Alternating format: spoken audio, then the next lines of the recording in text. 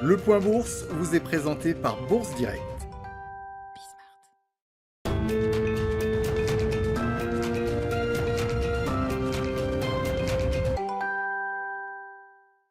Bonjour à tous, la tendance est en légère hausse ce matin à la Bourse de Paris. Le débat sur l'inflation est toujours au centre de l'attention, alors que le plan de relance de 1900 milliards de dollars aux États-Unis laisse envisager à de nombreux investisseurs une hausse des prix due à un surplus de consommation. Des attentes inflationnistes qui font grimper les taux d'emprunt des États. Aux États-Unis, le rendement à 10 ans évolue aux alentours des 1,31% aujourd'hui.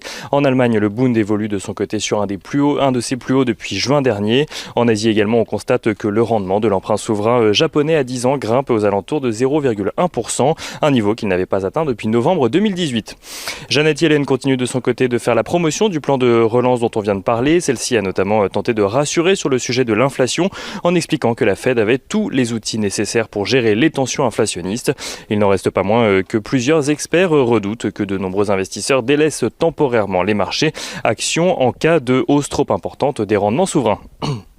Du côté des valeurs à présent, Renault accuse une perte nette de 8 milliards d'euros en 2020, un recul en lien direct avec la baisse de ses ventes à cause de la pandémie, mais aussi à cause des difficultés de son partenaire Nissan.